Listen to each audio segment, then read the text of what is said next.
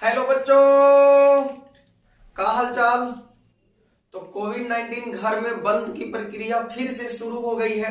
इसलिए आप सभी से अनुरोध है कि कृपया घरों में ही रहें और ऑनलाइन पढ़ाई पे ध्यान दें। इसलिए बिना ज्यादा बात किए हुए हम सीधे मुद्दे पे आते हैं। और जहां तक हम लोग क्लास में पढ़ाई किए थे, सॉल्यूशन चैप्टर चल रहा था और उसमें हम लोग राउल्ट्स लॉ कर लिए थे, हेनरी लॉ कर लिए थे। और जहां तक पढ़े हैं उसके आगे से हम लोग लेक्चर को स्टार्ट करते हैं। तो बच्चों, जब तक क्लास नहीं खुल जाती है तब तक आप लोग ऑनलाइन पढ़ाई करें और जो भी पढ़ाया जाए उसका अच्छे से नोट्स बनाएं। जो क्वेश्चन कराया जाए उसको करने का प्रयास करें खुद से। फिर सब कुछ अच्छा हो जाएगा धीरे धीरे। तो हम लोग मिलेंगे क्लासरूम में, वही मजा होगा, वही माहौल होगा और उतनी ही बेहतर पढ़ाई होगी। तो यहां भी हम कोशिश करेंगे कि बिल्कुल आपको क्लासरूम जैसा लगे। तो स्टार्ट करते हैं। अभी तक हम लोग हेनरी लॉ और राउल्ट्स लॉ कर लिए थे। आज हमारा टॉपिक है आइडियल एंड नॉन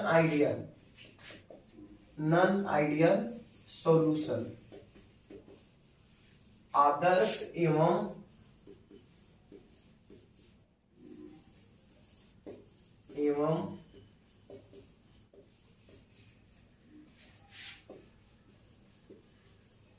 अनादर्श विलयन कि आइडियल सॉल्यूशन क्या है और नॉन आइडियल सॉल्यूशन क्या है। तो सबसे पहले बच्चों हम बात करते हैं आदर्श विलयन की। आदर्श विलयन जिसे हम आइडियल सॉल्यूशन कहते हैं। आइडियल सॉल्यूशन, हिंदी वाले हिंदी लिखोगे और इंग्लिश मीडियम वाले इंग्लिश लिखोगे। ओके, तो आदर्श विलयन किसे कहेंगे? तो बात नंबर 1 बच्चों, it obeys Raoult's law. Raoult's law at every concentration and temperature। तो देखो, आदर्श विलयन किसे कहेंगे और अनादर्श विलयन किसे कहेंगे। तो पहले हम इसको आइडेंटिफाई कर लेते हैं। तो देखो बच्चों, ideal solution, it obeys Raoult's law at every concentration and temperature, यानी वैसा विलयन जो सभी सांद्रताओं एवं सभी तापों पर राउल्ट के नियम का पालन करता है, तो उसे हम कहते हैं आइडियल सॉल्यूशन। कितना भी टेम्परेचर बढ़ा दो, टेम्परेचर को कम कर दो, कितना भी कंसंट्रेशन अधिक कर दो, यानी विलयन की जो सांद्रता है उसे बढ़ा दो या घटा दो, प्रत्येक कंडीशन में ये राउल्ट के नियम का पालन करेगा। राउल्ट का नियम क्या है, हम लोग पढ़ चुके हैं पहले। तो यह राउल्ट के नियम का पालन करेगा कौन? आदर्श विलयन।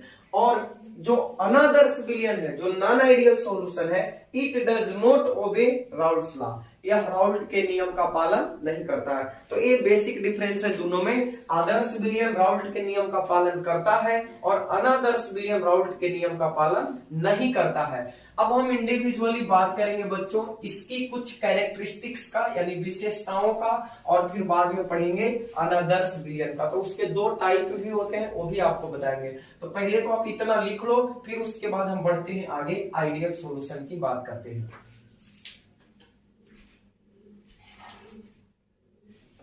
तेरे दर्द से दिल आबाद रहा, कुछ भूल गए कुछ याद रहा, कुछ याद रहा।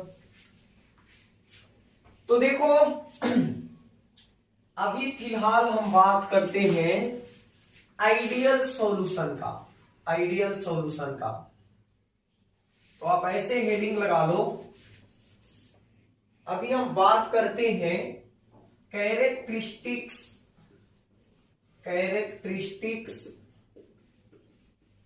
ऑफ आइडियल सॉल्यूशन, आदर्श विलयन की विशेषताएं,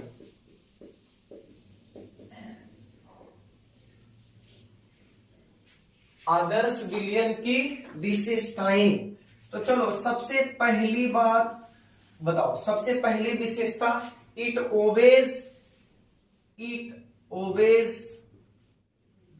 obeys Raoult's law, Raoult's law, यह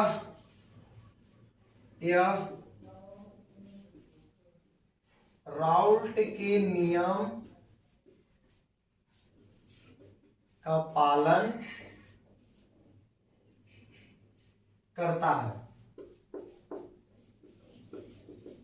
यह राउल्ट के नियम का पालन करता है। इट ओबेज राउल्ट्स लॉ, यह राउल्ट के नियम का पालन करता है। तो बच्चों आपको क्या बताए थे हम, राउल्ट का नियम क्या बताए थे, आपको बताए थे कि सॉल्यूट का जो पार्शियल प्रेशर होता है वो इक्वल होता है प्योर स्टेट में सॉल्यूट का वेपर प्रेशर और उसके मोल फ्रैक्शन के प्रोडक्ट के, यानी PA equal to PA naught into XA होता है, किसके लिए, सॉल्यूट के लिए, ठीक है। और अगर सोलवेंट के लिए बात करें तो PB equal to partial pressure of solvent equal to होता है पीबी नोट इनटू एक्सबी, यानी ए हो गया सोलवेंट का प्योर स्टेट में वेपर प्रेशर वाष्प दाब और ये हो गया उसका मोल फ्रैक्शन। और मैंने क्या बताया था आपको कि पी टोटल जो होगा यानी सॉल्यूशन का जो टोटल वेपर प्रेशर होगा, सॉल्यूशन का विलयन का कुल वाष्प दाब सॉल्यूट के पार्शियल प्रेशर प्लस सोलवेंट के पार्शियल प्रेशर के सम के बराबर होगा, यानी जोड़ के बराबर होगा। यही हमने पढ़ा था राउल्ट्स लॉ, ठीक है। तो यह राउल्ट के नियम का पालन करता है, यानी कि ये सारे इक्वेशन का पालन करता है, कौन, आदर्श विलयन, ठीक है। अच्छा, एक्चुअल में आदर्श विलयन तो कुछ होता ही नहीं है, मैक्सिमम सॉल्यूशन जो होता है वो अनादर्श ही होते हैं। अब देखिए दूसरा, यहां पे ध्यान देना थोड़ा सा, intermolecular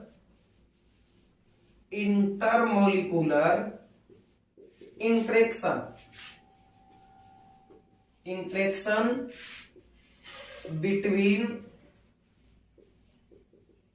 A B is equal to interaction between A and दीदी नहीं बी डॉट डॉट बी, ठीक है। तो दूसरा देख लो, दूसरा कैरेक्टरिस्टिक्स है इसका intermolecular interaction between A B. अब ए बी क्या है, तो मैंने कई बार आपको बताया है भाई साहब कि ए जो है वो सॉल्यूट है, सॉल्यूट बुक में ए को सॉल्वेंट मानता है, मैंने सॉल्यूट माना है, ओके। और बी जो है वो सॉल्वेंट है जो कि विलायक है, विलायक। तो ए सॉल्यूट है और बी सॉल्वेंट है। तो बात को समझना जरा ध्यान दो, इंटरमोलिकुलर इंटरेक्शन यानी अंतर आणविक अन्योन्य क्रिया, यानी मान के चलो अंतर आणविक आकर्षण, अंतर आणविक आकर्षण बिटवीन ए एंड बी, यानी सॉल्यूट और सोलवेंट के बीच का जो इंटरमोलिकुलर अट्रैक्शन है is equal to interaction between A and B. तो यहां पे ऐसे समझ लेते हैं, देखो एक कंटेनर है, दूसरा कंटेनर है और एक तीसरा कंटेनर है। इसमें ना बच्चों सॉल्यूट है, प्योर सॉल्यूट है। इस कंटेनर में प्योर सॉल्वेंट है और इस कंटेनर में सॉल्यूट एंड सॉल्वेंट दोनों है।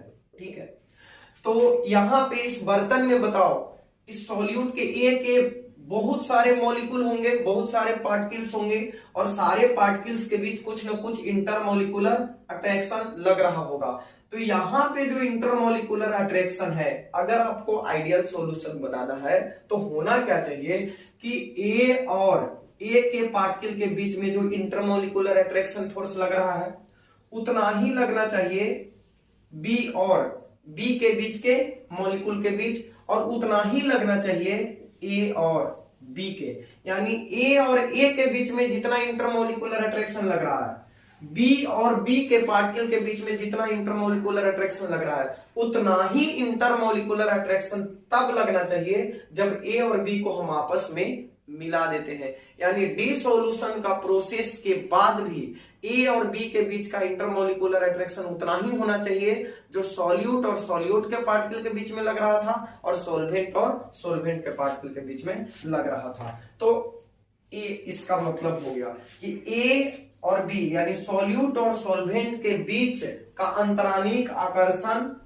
ए यानी सॉल्यूट सॉल्यूट तथा बी बी यानी सॉल्वेंट सॉल्वेंट के बीच के आकर्षण के बराबर होना चाहिए। तो ए है इसका दूसरी विशेषता।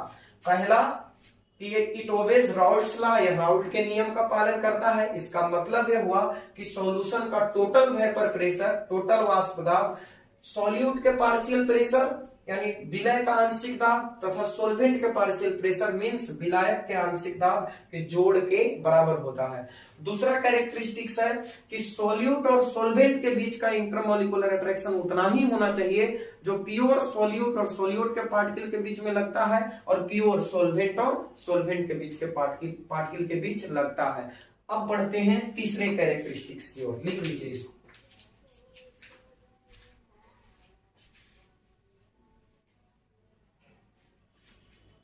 Enthalpy of mixing is zero. Enthalpy of mixing is zero. इसका मतलब हुआ कि नो हीट एब्जॉर्ब्ड और evolved when components are mixed।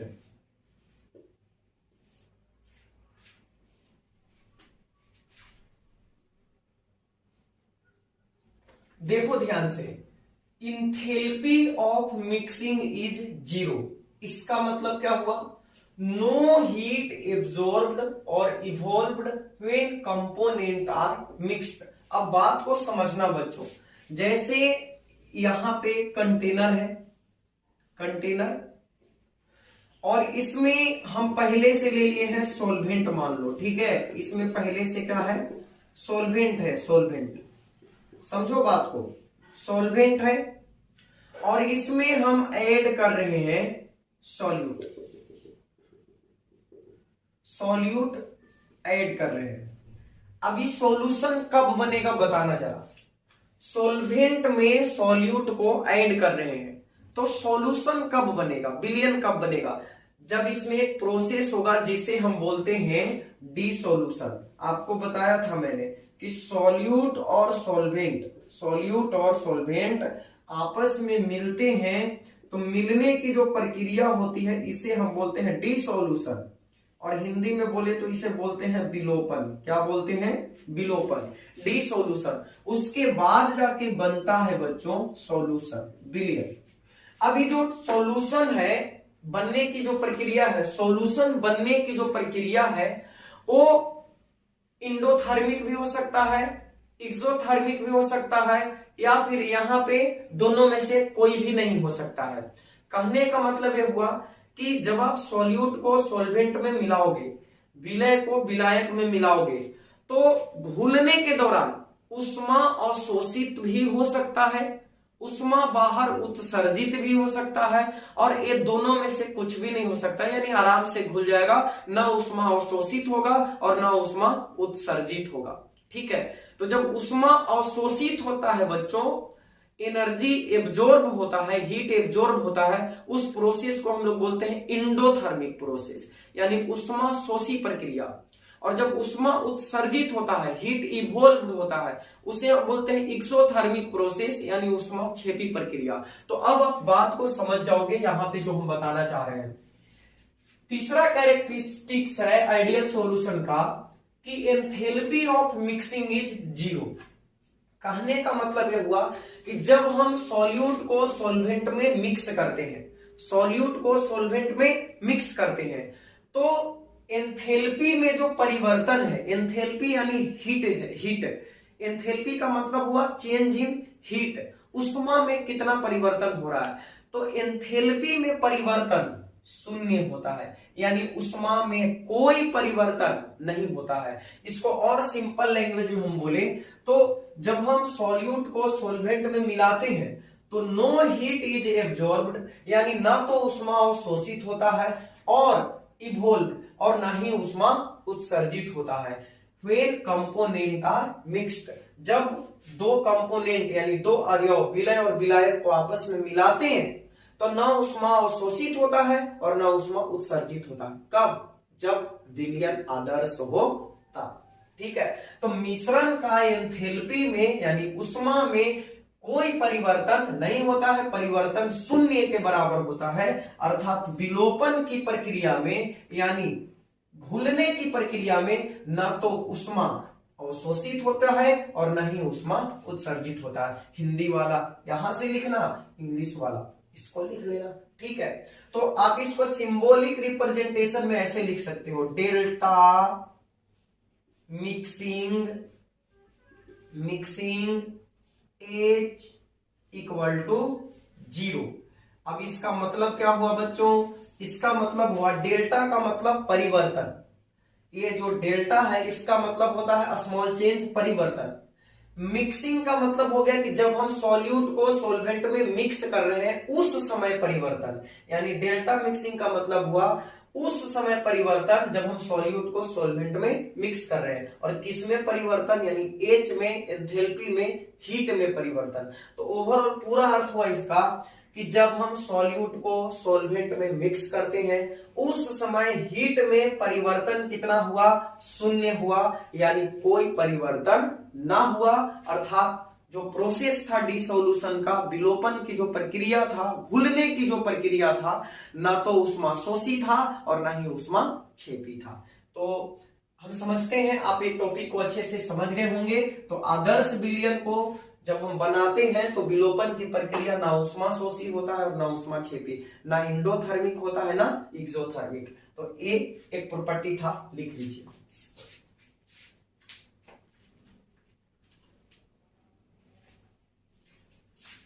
गाड़ी वाला आया घर से कचरा निकाल।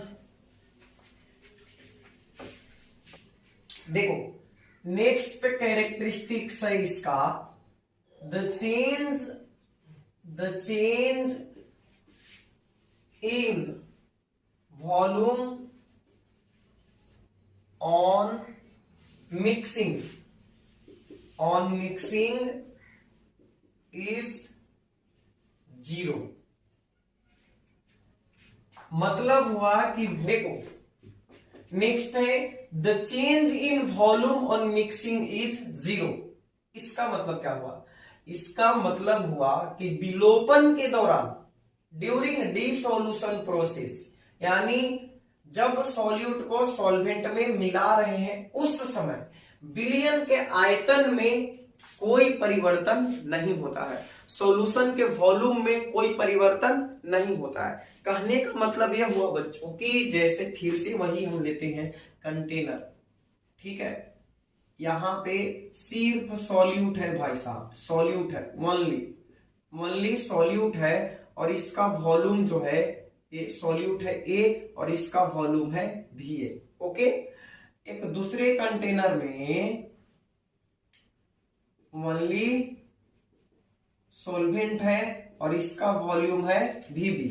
अब एक बड़ा सा कंटेनर लिए और इसमें ऐड कर दिए इसको भी और इसको भी, यानी सॉल्यूट प्लस सोलवेंट। ठीक है, सॉल्यूट प्लस सोलवेंट। तो अब इसका वॉल्यूम क्या होना चाहिए? ये जो सॉल्यूशन है, सॉल्यूशन का वॉल्यूम क्या होना चाहिए आपके हिसाब से? बताओ क्या होना चाहिए? तो होना चाहिए कि जितना सॉल्यूट का वॉल्यूम है और जितना सोलवेंट का वॉल्यूम है, दोनों को क्या करेंगे? ऐड कर देंगे। ठीक है, दोनों को ऐड कर देंगे। ठीक है, दोनों को ऐड कर देंगे। तो भी सॉल्यूशन जो है वो VA प्लस VB के बराबर होना चाहिए, और वही होता है। मतलब ये कि जब हम सॉल्यूट को सोलवेंट में ऐड करके सॉल्यूशन बनाते हैं बच्चों, तो सॉल्यूशन का वॉल्यूम वही होता है जो सॉल्यूट प्लस सॉल्वेंट का होता है। यानी वॉल्यूम में कोई परिवर्तन नहीं होता है, ना बढ़ जाता है और ना ही घट जाता है।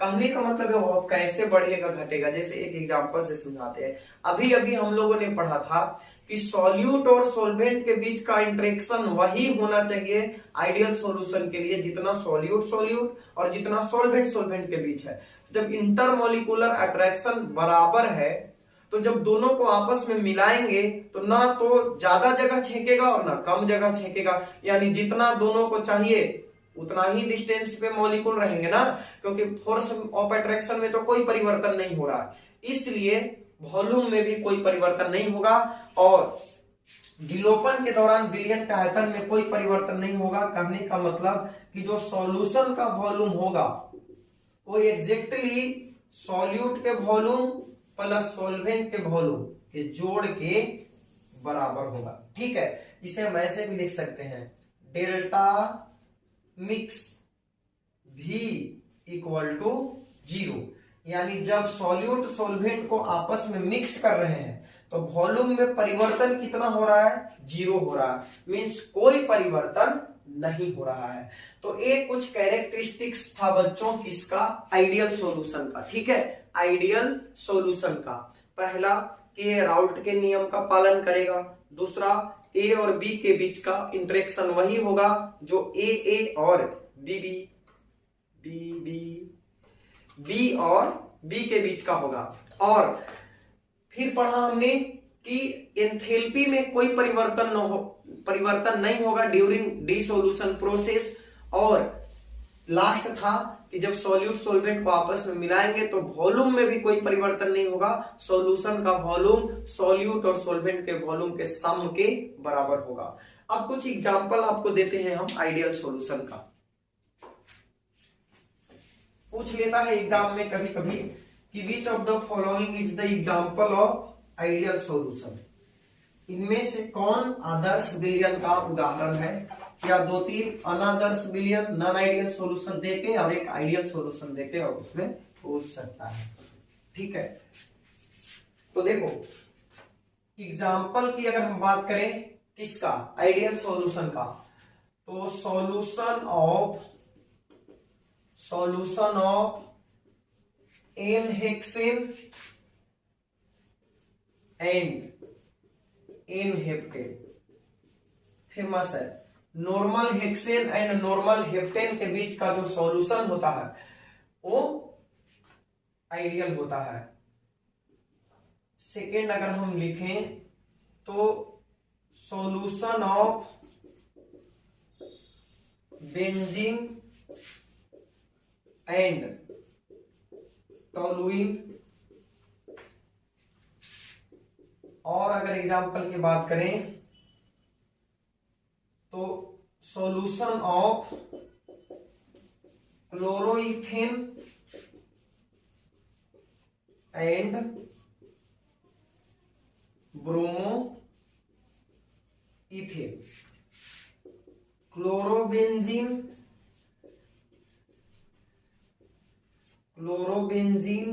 And bromo benzene.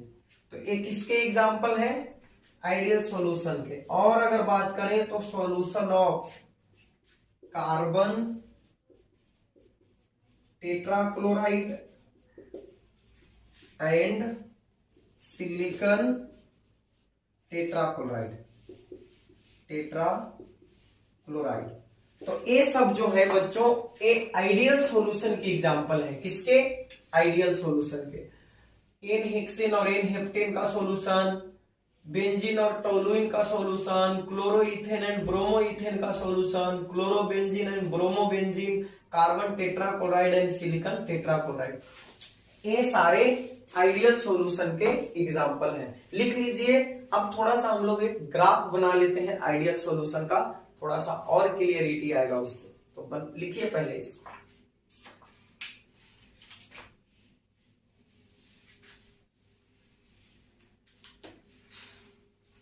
ला ला ला ला ला ला ला ला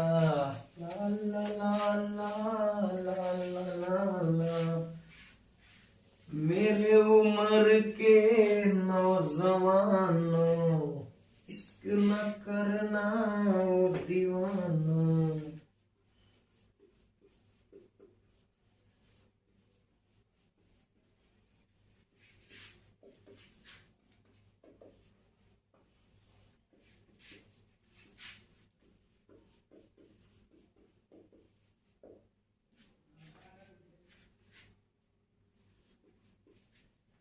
देखो, graphical representation of ideal solution, आदर्श विलयन का ग्राफिकल रिप्रेजेंटेशन यानी ग्राफीय निरूपण। हम आदर्श विलयन को ग्राफ के रूप में कैसे रिप्रेजेंट करेंगे, तो ध्यान से समझना, देखना यहाँ पे। जैसे हम लोग जानते हैं बच्चों कि फॉर आइडियल सॉल्यूशन आदर्श विलयन जो होता है वो राउल्ट के नियम का पालन करता है। इसका मतलब हुआ कि पीए इक्वल टू होता है पीए नोट इंटू काई ए यानी मोल फ्रैक्शन। ठीक है, इतना होता है। और हम जानते हैं कि पीबी इक्वल टू होता है पीबी नोट इंटू काई बी। होता है कि नहीं? होता है, बिल्कुल होता है। अब देखो तो यदि यहां पे ये क्या है, सॉल्यूट का मोल फ्रैक्शन है और ये सॉल्वेंट का मोल फ्रैक्शन है। और हम जानते हैं कि chi A plus chi B equal to होता है 1। होता है कि नहीं? बताओ। सॉल्यूट प्लस सॉल्वेंट के मोल फ्रैक्शन का जोड़ कितना होता है? 1 होता है। ठीक है,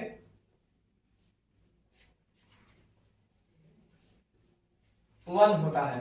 तो यदि यहां पे हम सॉल्यूट का मोल फ्रैक्शन 1 लिखते हैं, व्हेन काई ए इक्वल टू 1, काई ए इक्वल टू 1 यानी सॉल्यूट का मोल फ्रैक्शन 1 लेते हैं, तो बताओ पीए इक्वल टू क्या आ जाएगा? पीए इक्वल टू यहां पे 1 रखो तो आ जाएगा पीए नोट। आएगा कि नहीं आएगा?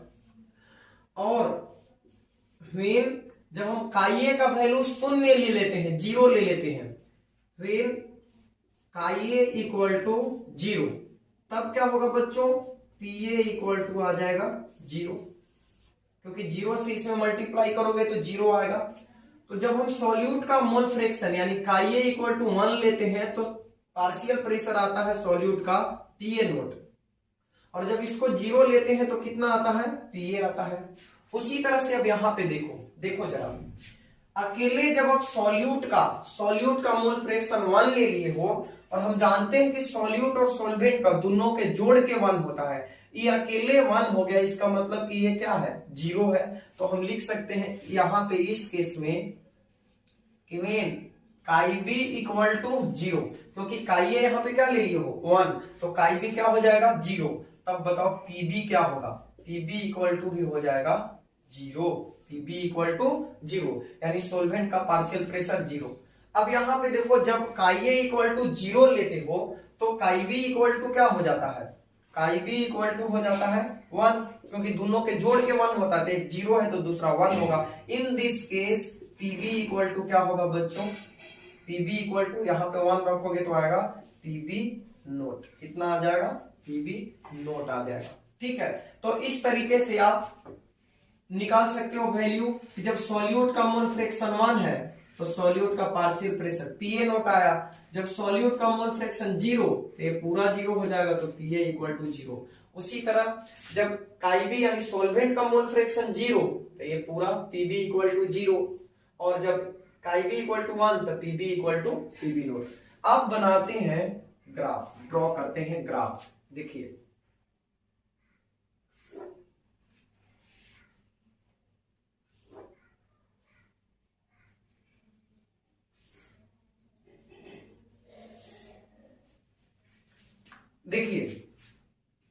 यहां पे लेते हैं हम काईए इक्वल टू 1, यहां पे इस वाले पॉइंट पे काईए इक्वल टू 1।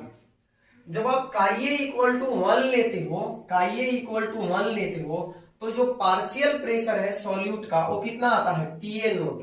तो मान लेते हैं कि सॉल्यूट का पार्शियल प्रेशर कहीं इस पॉइंट पे आ रहा है, कितना, पीए नोट। कितना आ गया, पीए नोट। क्योंकि ये पॉजिटिव है, पॉजिटिव इधर हमें लेना है, इस वाले एक्सिस पे लेना है मोल फ्रैक्शन, और इस वाले एक्सिस पे लेना है प्रेशर, पार्शियल प्रेशर। ठीक है, ऐसे मान के चलो, इसको थोड़ा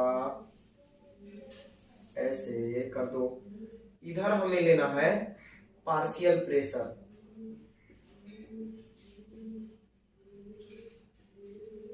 और इधर क्या लेना है, इधर लेना है मोल फ्रैक्शन। ठीक है, तो जब मोल फ्रैक्शन 1 लेते हो तो ये कुछ पॉजिटिव वैल्यू आता है पीए नोट, तो इसे लिख लिए यहाँ पे।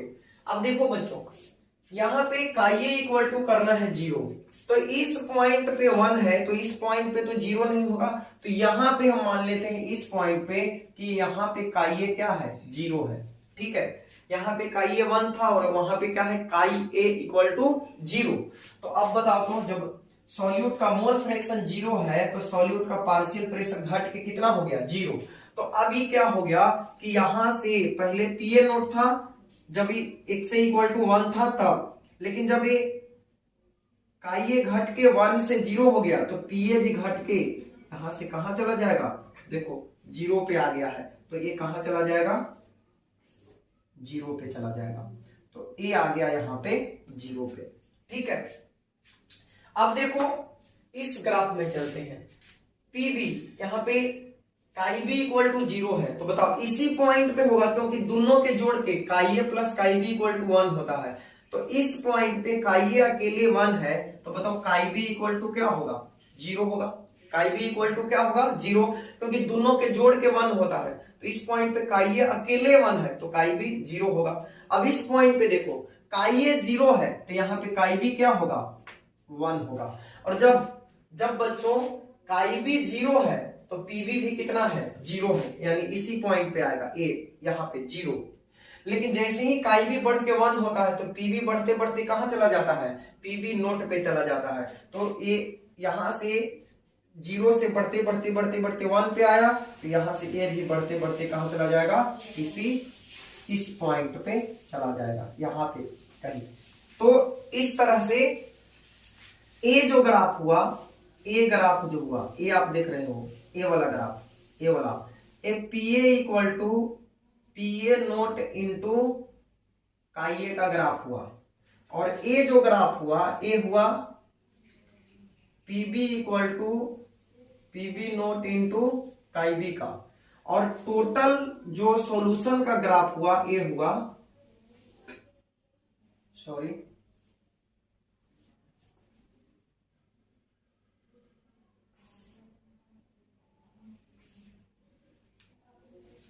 ए जो ग्राफ हुआ, ए आया हमारा पी टोटल, और पी टोटल इक्वल टू आया PA naught into chi A plus PB naught into काईबी।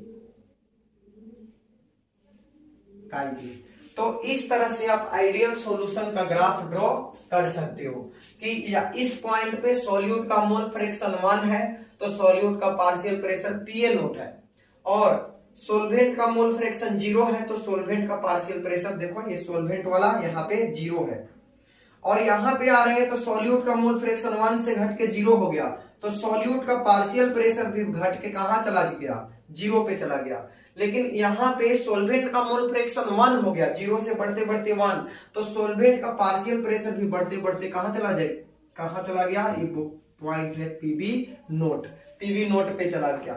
और अगर टोटल सॉल्यूशन का वेपर प्रेशर आपसे पूछा जाएगा तो पी टोटल इक्वल टू हम लोग जानते ही हैं, पी टोटल इक्वल टू होता है पीए प्लस पीबी, तो पीए के जगह पे पीए नोट इंटू काई ए और पीबी के जगह पे पीबी नोट इंटू काई बी।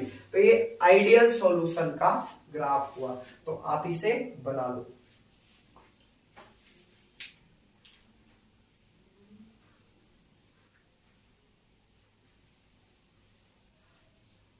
अब चलो बात करते हैं नॉन आइडियल सॉल्यूशन की, अनादर्श विलयन की। तो शुरू हो जाओ आप लोग। अनादर्श विलयन, अनादर्श विलयन, non ideal solution, non ideal solution, अनादर्श विलयन। अब देखो इसमें हम लोगों ने अभी तक देखा था कि जो आइडियल सॉल्यूशन होते हैं, आदर्श विलयन, वो सभी कंसंट्रेशन पे, सभी टेम्परेचर पे राउल्ट्स के नियम का पालन करते हैं, राउल्ट्स लॉ फॉलो करते हैं। लेकिन नॉन आइडियल सॉल्यूशन के बारे में मैंने आपको बताया था कि it does not obey Raoult's law, Raoult's law, यह राउल्ट के नियम का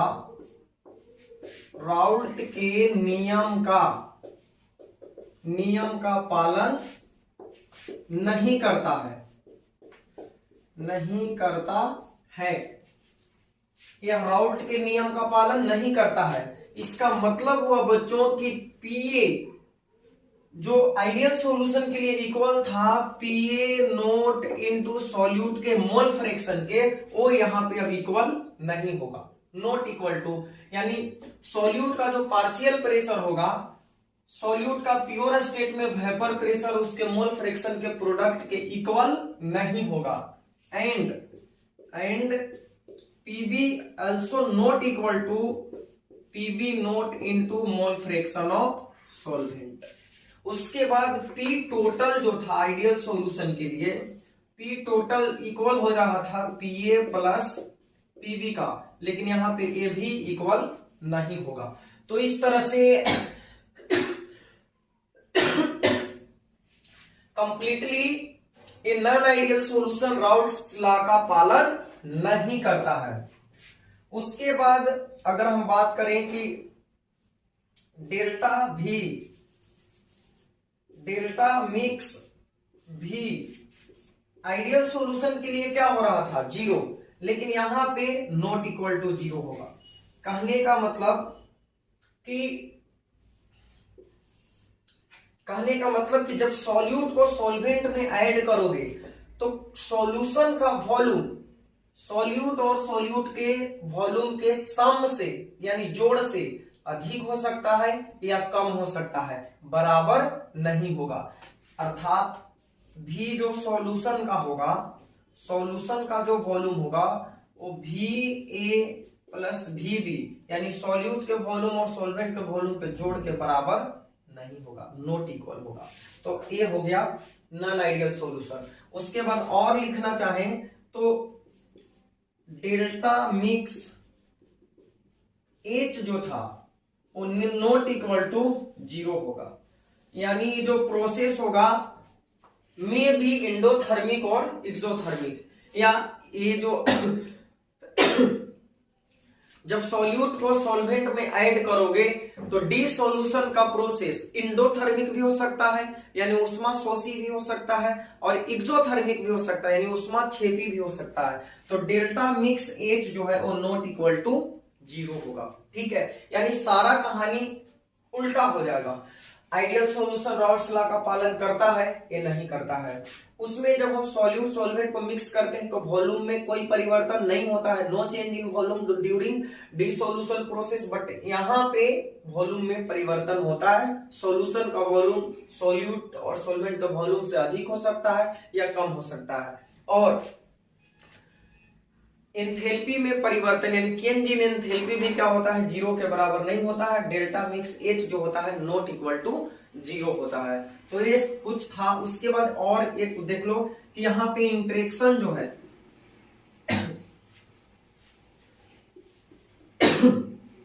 इंटरेक्शन बिटवीन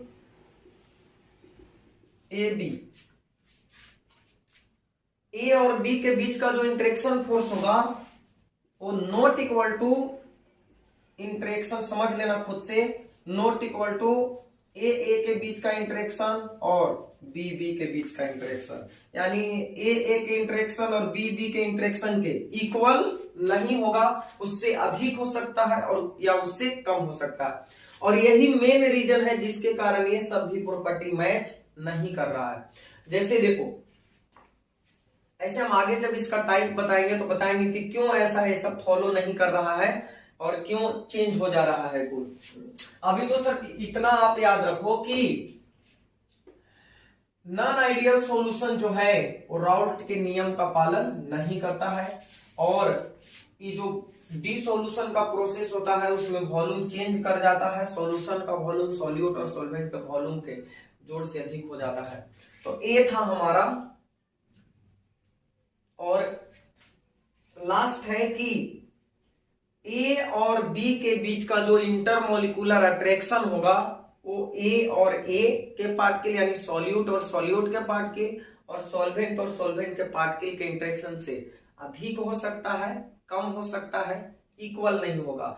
तो इस लेक्चर में बच्चों हम लोगों ने कंप्लीट किया ideal and non ideal solution. अब नॉन आइडियल सॉल्यूशन जो होता है दो प्रकार के होता है। कितने प्रकार का? दो प्रकार का। एक पॉजिटिव डेविएशन वाला सॉल्यूशन और दूसरा निगेटिव डेविएशन वाला सॉल्यूशन। तो उसको हम लोग कंप्लीट करेंगे नेक्स्ट वीडियो में। तब तक आप इतना पढ़ाई करो, नोट्स बनाओ। मिलते हैं नेक्स्ट लेक्चर में। Thanks for watching.